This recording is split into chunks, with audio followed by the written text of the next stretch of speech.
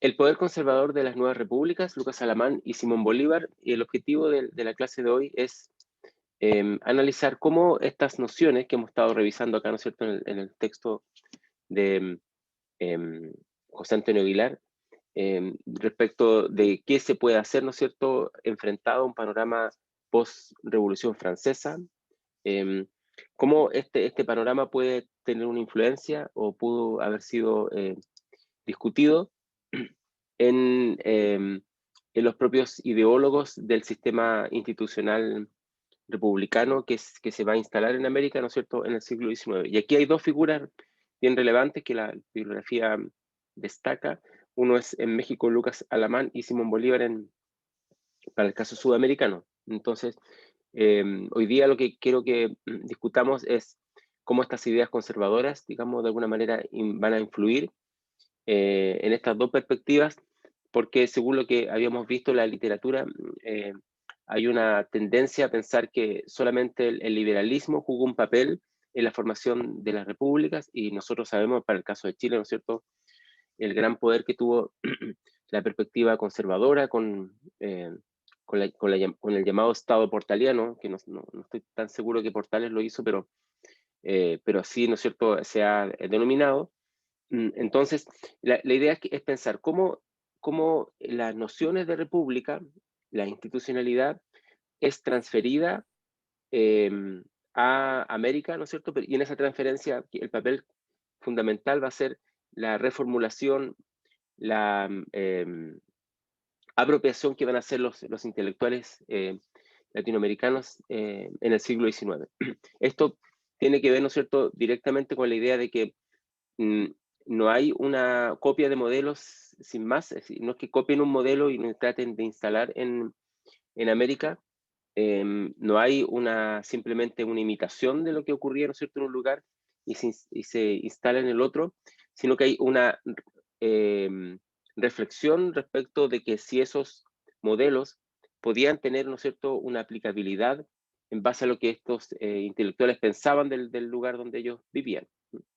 Entonces, hay que sacarse un poco la idea de que son modelos simplemente que se tratan de aplicar sin tener conocimiento o sin tener por lo menos en vista lo que era la propia realidad sociocultural, diríamos hoy día, de América Latina. Es verdad que algunos modelos fallaron justamente porque no tenían o se ve así, digamos, no tenían esta visión de lo que ocurría en el país, pero eso es bien difícil de evaluar. O sea, creo que lo que debiéramos hacer nosotros como historiadores e historiadoras es tratar de entender cuáles son las posibilidades que tuvieron en el siglo XIX estos personajes, eh, y no tanto tratar de ver por qué tomar una decisión, porque eso ya responde a otros factores que podríamos también discutir, pero lo importante, creo yo, es mirar las opciones que tuvieron.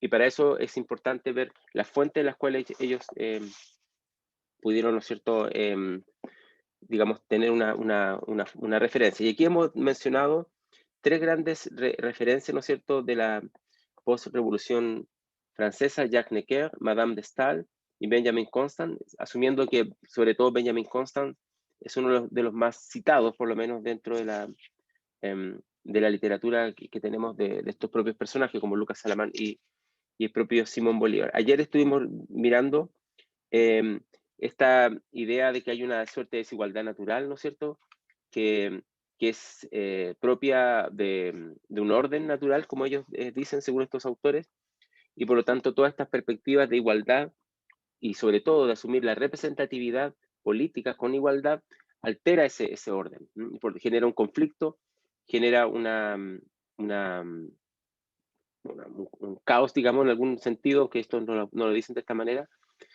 Por lo tanto, es algo que se quiere evitar también, como lo vamos a ver en América. Em, Hemos revisado, ¿no es cierto?, también ayer en qué sentido se buscaba generar, ¿no es cierto?, una suerte de poder conservador, como vamos a ver hoy día, que pudiera, ¿no es cierto?, contrarrestar estas nociones de igualdad que se estaban, digamos, asumiendo como representatividad, y sobre todo el hecho de que cuando entramos a un sistema representativo, diríamos hoy día más bien democrático, ¿no es cierto? Hay una equiparidad entre los que están representados, ¿no es cierto? Digamos, y los electores. Por lo tanto, los electores tienen igualdad de condiciones para elegir a sus representantes. Ya no hay una tradición que lo esté moviendo, sino simplemente es una cosa demográfica. Mientras más personas voten por alguien, esa persona va a llegar al poder. Entonces, frente a eso, es lo que estos autores em, conservadores, por así decirlo, como dice la literatura, ¿no es cierto?, quieren evitar los problemas que puedan surgir ahí.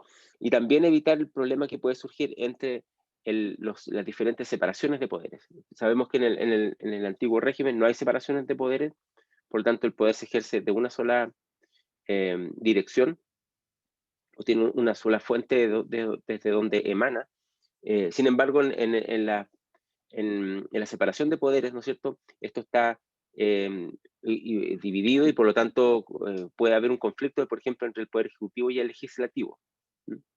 Entonces, como el Poder Ejecutivo y el Legislativo son poderes representativos elegidos por la ciudadanía, de alguna manera debería haber un poder intermedio que pueda, ¿no es cierto?, equilibrar esos conflictos o que pueda tomar una decisión cuando el Poder Ejecutivo y el Poder Legislativo llegan a un punto sin salida.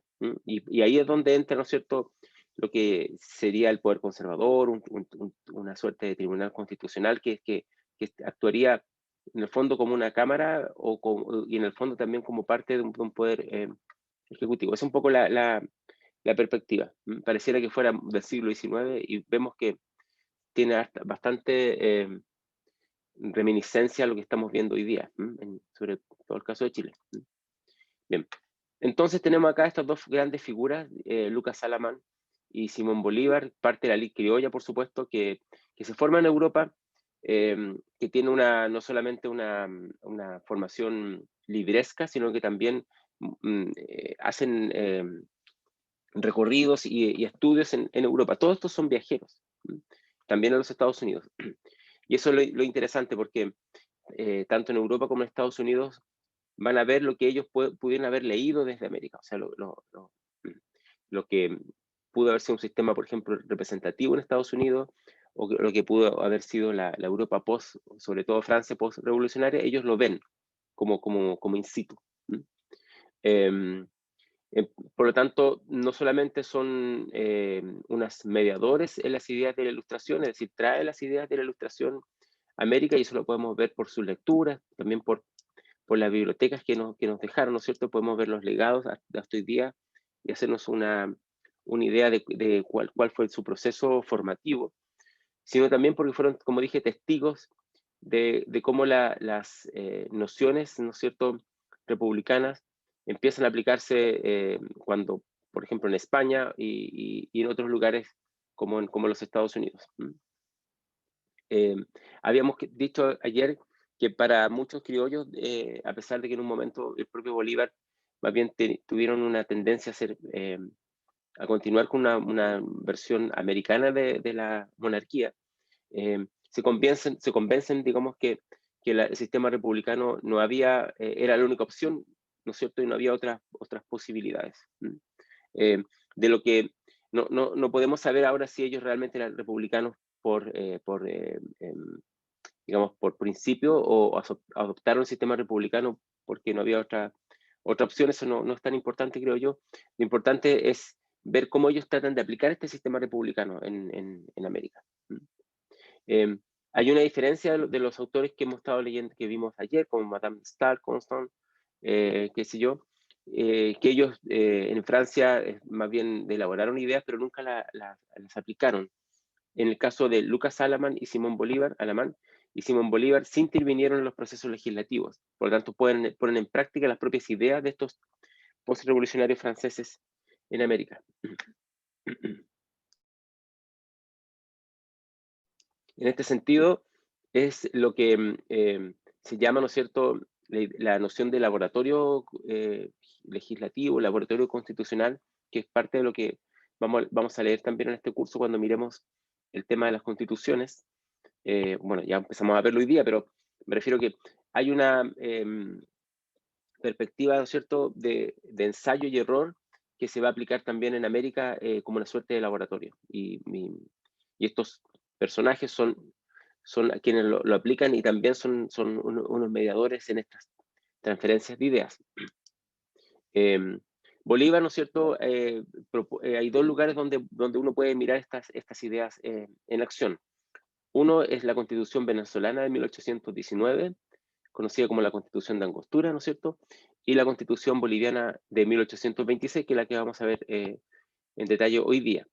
En el caso de Alamán está la Constitución mexicana de 1836, conocida también como la Constitución de las siete leyes. Esos son los dos lugares donde uno puede revisar. Si ustedes quieren esto, digamos, si ustedes quisieran, por ejemplo, en el estudio de caso de los ensayos que tienen que trabajar acá en este curso, quisieran mirar una aplicación de estas ideas, pueden tomar las ideas de estos franceses, ¿no es cierto? Y ver como el ejercicio que vamos a hacer hoy día, cómo estas ideas son interpretadas en estas figuras legales, como la Constitución del 19 o la del 26, o la del 36 para el caso mexicano, del siglo XIX. Entonces, es una mecánica que uno puede seguir, es mirar cómo estas ideas se constituyeron, cómo son leídas después interpretadas por estos personajes y cómo la aplican después. Uno puede hacer el seguimiento en las propias legislaciones americanas. Bueno, el primer experimento de Bolívar va a ser, ¿no es cierto?, esta Constitución de Angostura y esta noción del poder moral. Fue justamente en Angostura, muy temprano, 1819, donde Bolívar propuso por primera vez la creación de una cuarta rama de gobierno, que de alguna manera, como decía yo anteriormente, ¿no es cierto?, pueda, digamos, equilibrar esta separación de poderes y los conflictos que pueden traer, ¿no es cierto?, separar lo legislativo de lo ejecutivo en especial, ¿no? Tenía confianza en el sistema republicano, según lo que podemos mirar de sus, digamos, reflexiones, pero no era confianza evidentemente ciega.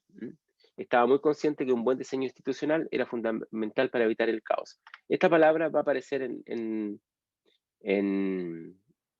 claramente, ¿no es cierto?, y constantemente en las preocupaciones de los intelectuales y políticos del siglo XIX en América, cómo evitar el caos, cómo hacer que el desmembramiento de este espacio unitario, aunque heterogéneo, ¿no? Sabemos cómo fue, que era el imperio español en América, no terminar, ¿no es cierto?, un caos y un enfrentamiento, digamos, como llamaríamos hoy día unas guerras civiles.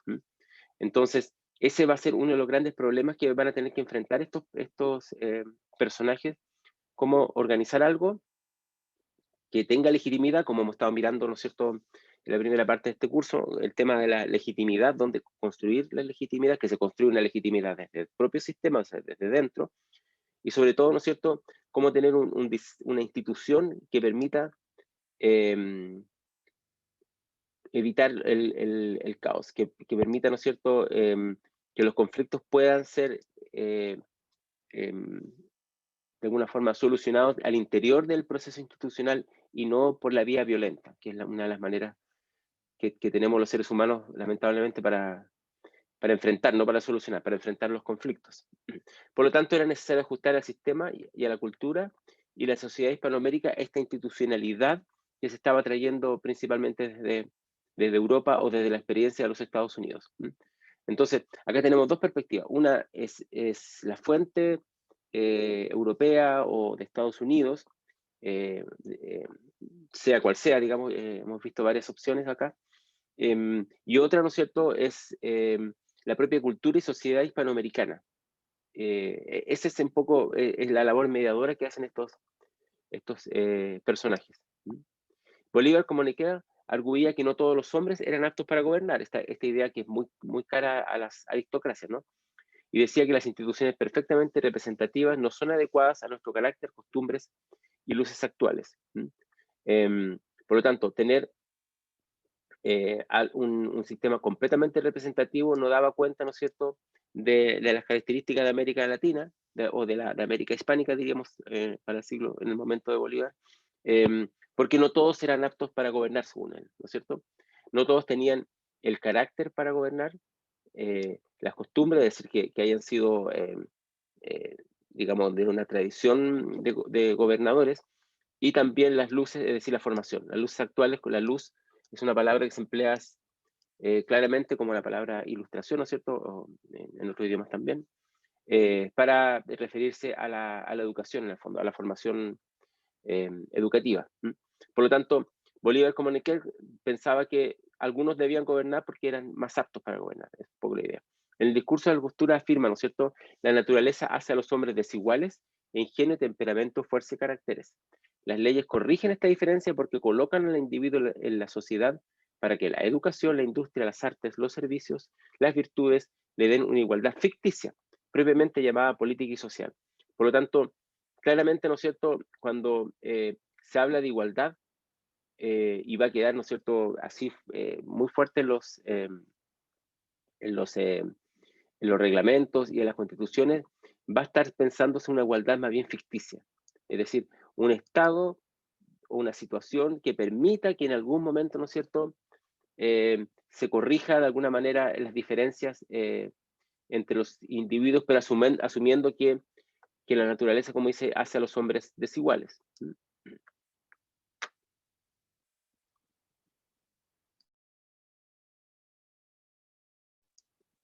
Al igual que Madame Stahl, Bolívar pensaba, ¿no es cierto?, que de ningún modo sería una violación de la igualdad política crear un cuerpo de hombres conservadores con cierto privilegio. O sea, eso es interesante porque se asume que hay una igualdad en el sistema republicano. Se asume que esa igualdad en el fondo es ficticia porque no todos son iguales, pero se asume que se puede ir corrigiendo esta desigualdad de alguna manera, o esta diferencia, ¿no?, esta desigualdad, en la medida en que hay educación, industria, arte, servicios, virtudes, es decir, que pueda, ¿no es cierto?, de alguna forma construir una igualdad que sea propiamente política y social. Eh, pero si se instala un cuerpo de hombres conservadores con ciertos privilegios más allá del común de los ciudadanos, en ningún modo es una violación de la igualdad política, porque en el fondo la naturaleza es de alguna forma es una naturaleza desigual. ¿Mm? Por lo tanto, en el fondo es como un reconocimiento, el privilegio es un reconocimiento a quienes son más aptos para gobernar, de quienes normalmente han gobernado y son necesarios para evitar el caos, para evitar de que haya, como decía estos propios autores, una suerte de dictadura, digamos, de alguna forma de las mayorías, para evitar que las mayorías instalen una suerte de dictadura. Eso es lo que estos autores conservadores piensan, ¿no es cierto? Tiene que haber este grupo de conservadores que de alguna manera pueda em, equilibrar o dar un orden a este proceso. Em, de ningún modo debía dejarse que el bienestar de la nación quedara al acaso, dice, y a la aventura en las elecciones. Por lo tanto, no podía pensarse en una sociedad que no todos son aptos para gobernar, donde la desigualdad es algo propio de la naturaleza, que todos pudieran tener la misma capacidad para elegir, porque iban a haber algunos que iban a cometer errores, porque no son aptos para gobernar, porque no tienen el carácter, no han tenido, ¿no es cierto?, diríamos hoy día, la práctica de gobernabilidad. Em, Esto es algo que, que Bolívar, digamos, va a desarrollar como pensamiento en base a lo que también es la propia perspectiva de los postrevolucionarios franceses. Por lo tanto, hay que dar a la legislatura el poder, por ejemplo, de despedir a los ministros y al presidente, dar a este último la facultad de suspender las decisiones del Poder Judicial y, por último, la creación de un Senado hereditario para dar estabilidad al gobierno y para que sirviera, como dice, como contrapeso para el gobierno y para el pueblo. O sea, estos tres poderes del Estado que están divididos y que se asume que va a ser una división de poderes, a diferencia del antiguo régimen, donde está todo concentrado, ¿no es cierto?, en el poder del monarca, eh, deben de alguna manera actuar entre sí. Por lo tanto, los legisladores pueden despedir a los ministros, por ejemplo, que es incluso al presidente, que es algo que de hecho ocurre en nuestras propias legislaciones actuales, digamos, como lo que se llama en inglés el impeachment o el proceso este de destitución em, por juicio político, se me olvidó cómo se dice en castellano, por juicio político. Em, pero también, ¿no es cierto?, el presidente puede suspender las decisiones del Poder Judicial, es decir, si el Poder Judicial no está actuando correctamente, entre comillas, ¿no es cierto?, según la idea del presidente, el Poder Ejecutivo puede tener un poder de veto de alguna manera.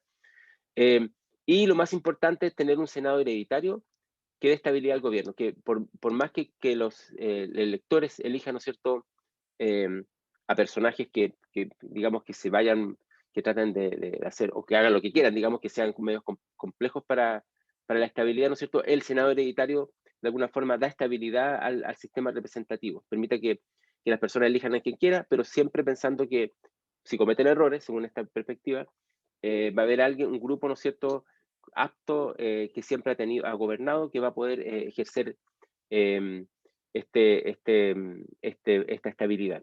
Y esta estabilidad está dada por una suerte de poder moral. Y aquí está un poco la perspectiva que hemos estado hablando de cómo también la virtud va a ser interpretada con esta idea del poder moral en el siglo XIX. La noción de virtud, que es muy importante para entender eh, el sistema republicano de la antigüedad, ¿no es cierto? En Europa, ¿no es cierto?, es interpretado acá como un poder moral. Entonces, acá hay una lectura que se hace desde el siglo XIX, pasando por los postrevolucionarios franceses, pasando por diríamos también em, incluso por Maquiavelo, para llegar, ¿no es cierto?, a, a la antigüedad, digamos, europea, grecolatina. Entonces, eso es interesante porque no se toman directamente como una suerte de viaje en el tiempo, em, unas ideas del siglo V antes de Cristo, sino que esas ideas son interpretadas una y otra vez. Acá hay una suerte de interpretaciones de interpretaciones, y por eso, así como el cuento de Borges, ¿no es cierto?, em, de Pierre Menard, autor del Quijote, hay que constantemente pensar cómo se están articulando estas nuevas interpretaciones. Y una de ellas es esta idea del poder moral. No tengo tiempo acá, no tenemos tiempo para darle más vuelta, pero creo que una de las cosas más interesantes de cómo se van construyendo estas ideas respecto de otras. Entonces dice Bolívar, un pueblo pervertido, si alcanza su libertad, muy pronto vuelve a perderla, porque en vano se esforzarán en mostrarle que la felicidad consiste en la práctica de la virtud. Por eso es indispensable fortalecer primero el espíritu público para que el pueblo pudiera valorar y gozar los frutos de la libertad. Y de ahí donde el poder moral, donde el Senado hereditario tienen un papel, ¿no? Bolívar siguió el diseño Constant en cuanto a añadir un poder adicional, pero en lugar de utilizarlo para proteger la libertad individual, lo hizo responsable de todo lo que tenía que ver con la educación, la virtud y la moralidad. Para Bolívar la libertad no era suficiente, también el pueblo tenía que ser virtuoso. Entonces, si Constant habla, ¿no es cierto?, que tiene que haber un poder conservador eh, que protege la libertad, porque la libertad debe ser protegida, como lo vimos ayer, ¿no es cierto?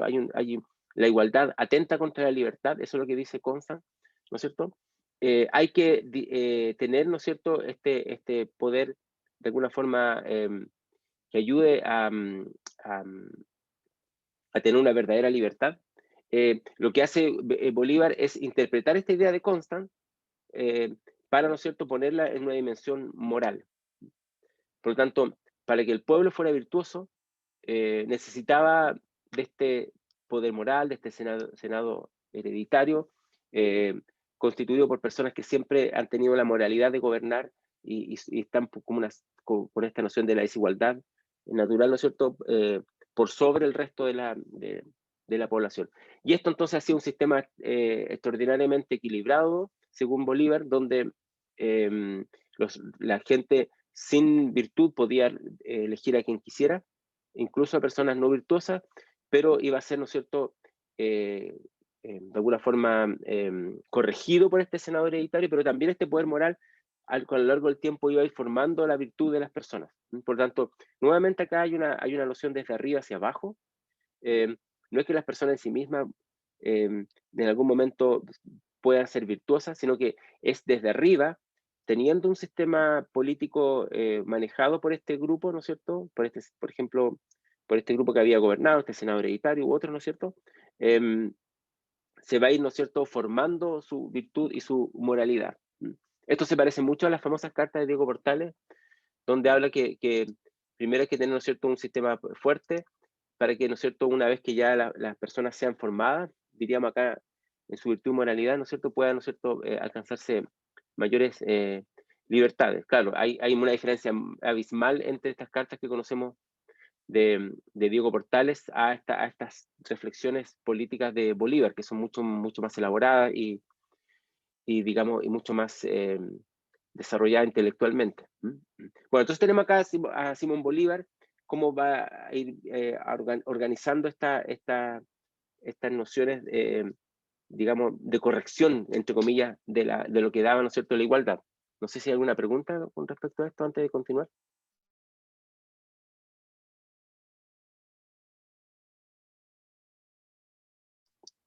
¿No? ¿O el chat tampoco? ¿Ok? Bueno, veamos entonces, si no hay nada, veamos entonces la otra perspectiva un poco más, digamos, menos conocida probablemente, que es para acá en Chile, que es el experimento liberal de Lucas Alamán. Eh, Uno de los más brillantes, digamos, personajes del siglo XIX en México es Lucas Alamán. Acá en Chile se lo conoce poco, creo que lo hemos leído menos que en otros lugares. Eh, pero como muchos personajes muy brillantes de la política, en la práctica tiene muchas veces su real influencia a veces hay que mirarla con cierta distancia. Igual el propio, de mi perspectiva, el propio Simón Bolívar tiene menos influencia de la que nosotros a veces pensamos, ¿no?, en la práctica. Pero bueno, Lucas Alamán es uno de los políticos, como dice acá, más brillantes. También introdujo la idea del poder conservador, en este caso un supremo poder conservador, cuando se trata de reformar la Constitución en 1835, propuso al Congreso un poder conservador que sería neutral, pues sería neutral, con la facultad de despedir al presidente, a los ministros y a la Asamblea Legislativa. De nuevo acá tenemos, ¿no es cierto?, esta idea de que hay un poder neutral, que en la práctica no lo es, pero se ve como un poder neutral porque está constituido por sujetos virtuosos. Y son virtuosos justamente porque vienen de un grupo que normalmente ha gobernado. Es un poco la noción. Diríamos, en el fondo es como una noción aristocrática, lo podríamos decir de esta manera. Por lo tanto, este poder conservador neutral, según Alamán, tiene esta facultad de despedir al presidente, a los ministros y a la Asamblea Legislativa, es decir, todo lo que la ciudadanía elige, al Poder Ejecutivo y al Poder Legislativo. Propuso también que estuviera a cargo de la revisión judicial de las leyes y que fuera absolutamente independiente, pero no vitalicio. Esa es una diferencia respecto de las ideas de Simón Bolívar, que prefiere que este poder sea vitalicio, o sea, hasta la edad de muerte, ¿no? Con la revisión judicial de las leyes, digamos, se cumple una función muy parecida a lo que sería un tribunal constitucional, porque en el fondo los tribunales constitucionales son también instancias que permiten, ¿no es cierto?, neutralizar, supuestamente neutras, ¿no es cierto?, que permiten neutralizar lo que lo que hagan los poderes elegidos por la ciudadanía. Por tanto, si las leyes se arrancan del marco legal, o si las decisiones del Ejecutivo también, ¿no es cierto?, puedan eh, ir más allá de la legislación imperante, ¿no es cierto?, tiene que haber un poder que de alguna forma revise y de alguna forma vete esas decisiones de estos poderes elegidos por la ciudadanía. Porque si la ciudadanía elige mal, y elige a personas, digamos, que van a estar transgrediendo las leyes, ¿no es cierto? Debe haber este poder, según Lucas Alamán y también Bolívar, en eso es muy similar, digamos, debe haber este poder que neutralice de alguna forma estos posibles excesos o tiranías de las mayorías, como decían ellos. El poder conservador era necesario, dice, para acabar la era de las revoluciones, pero también para equilibrar el poder entre el legislativo y el ejecutivo, que es algo que hemos discutido acá, ¿no es cierto?, anteriormente, cómo esta idea de la división de poderes traía conflictos, sobre todo entre el legislativo y el ejecutivo. Eso se da a lo largo de toda la institucionalidad, cuando el sistema está hecho de tal manera que permita que gobierne un poder ejecutivo con minorías parlamentarias.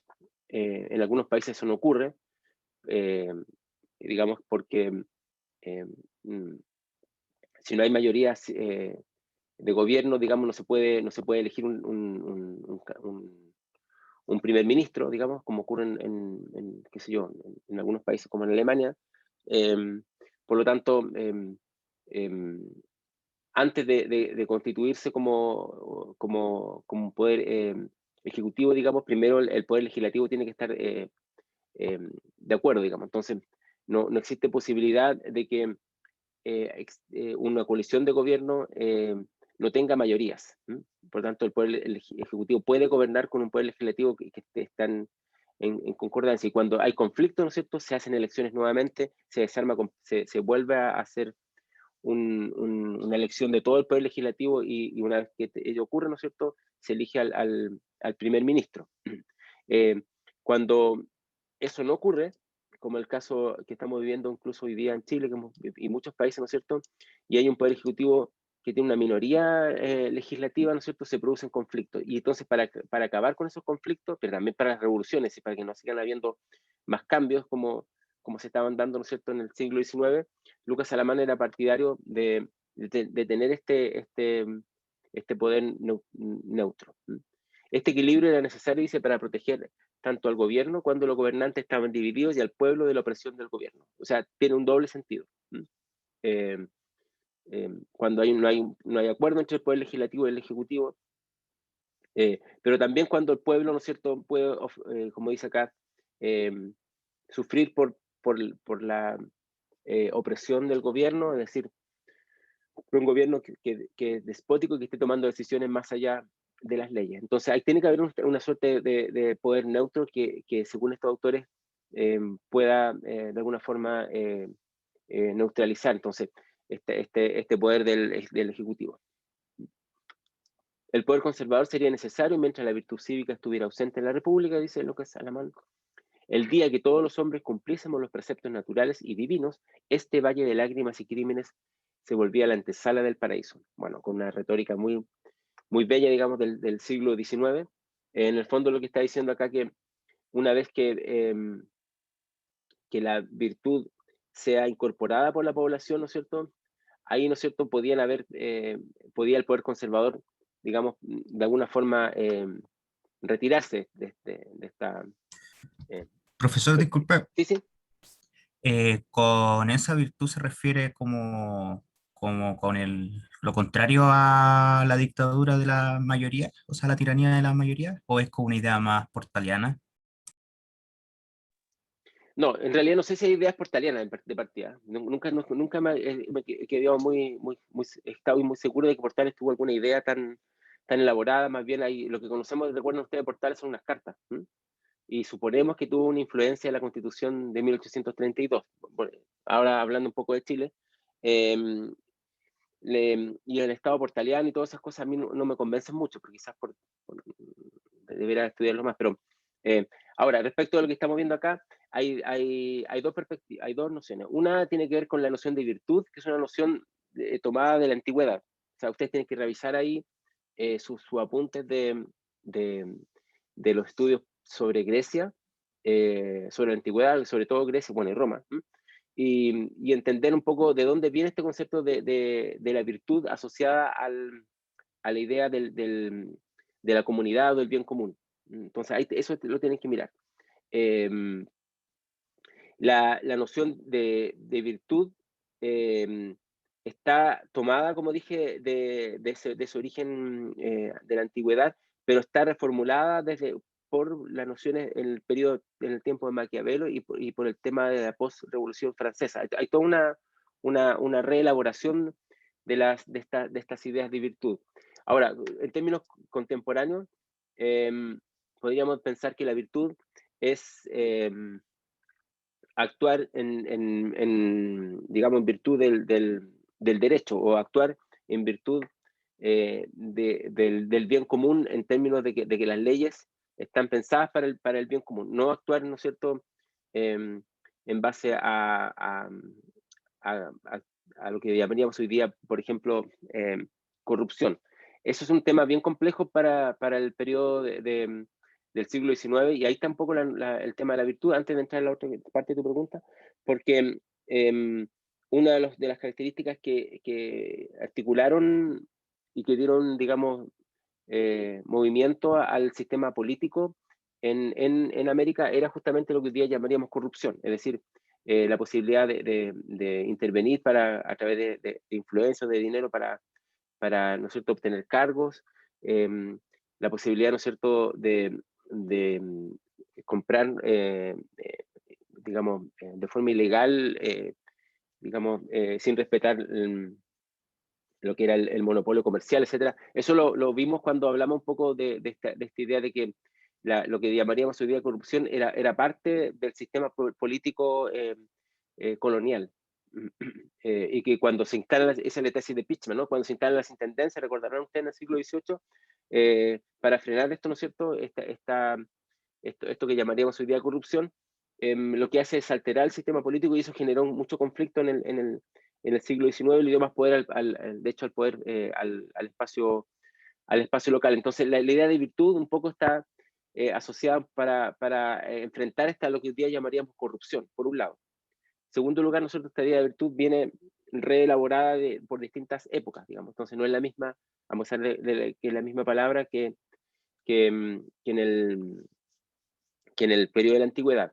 Acá yo le diría que es una virtud, como dice acá, una virtud cívica, es decir, una virtud de cómo hacer, ¿no es cierto?, una política en base a leyes que son legítimamente, digamos, reconocidas por la ciudadanía. Ahora, la tiranía de las mayorías no tiene que ver solamente con el tema de la virtud, sino que también tiene que ver con tomar decisiones, por ejemplo, que favorezcan un grupo respecto de otro, y, ¿no es cierto?, que puedan, de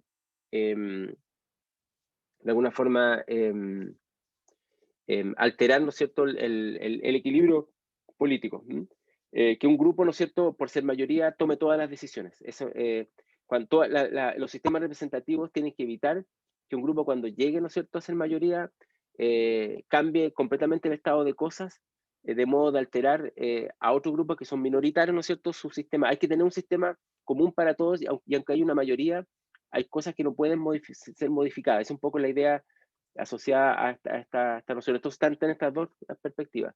Por un lado, la virtud cívica, entendido como un bien común, que está, ¿no es cierto?, en una vereda completamente opuesta a la idea de corrupción, y por otro lado, que las mayorías, cuando llegan al poder, como son sistemas representativos basados en aspectos más bien demográficos, ¿no es cierto?, por cantidad de personas que votan, eh, deben tener, ¿no es cierto?, un marco en el cual se pueden mover y no pueden salirse de ese marco. Diríamos hoy día, por ejemplo, por más que las mayorías puedan eh, ser parte de un gobierno representativo, diríamos hoy día, por ejemplo, el marco de los derechos humanos es constitutivo. O sea, no porque haya mayorías se pueda, ¿no es cierto?, atentar contra los derechos humanos, que es un poco lo que pasó en la discusión que hubo en los años 30 en Alemania, respecto del tema de los judíos, cuando se sabía ya que estaba habiendo dificultades con el nacionalsocialismo. Y ahí hubo una discusión en ese momento, y era si Adolf Hitler fue elegido, digamos, con una amplia mayoría en el Bundestag, en Alemania, y en el Parlamento, etcétera. Entonces, lo que ellos hagan con los judíos, lo dijeron en algún momento algunos representantes alemanes, es un tema de los propios alemanes, digamos, porque es parte de su soberanía. Entonces, eso no puede ocurrir. Esto un poco en la antesala de lo que se vivió en el siglo XX, probablemente. No puede ocurrir que unas mayorías, ¿no es cierto?, hagan lo que quieran. Un poco tiene que ver con eso. Tú dices, Manuel, ¿a qué te refieres con la oligarquía? Que ya me perdí con mi respuesta.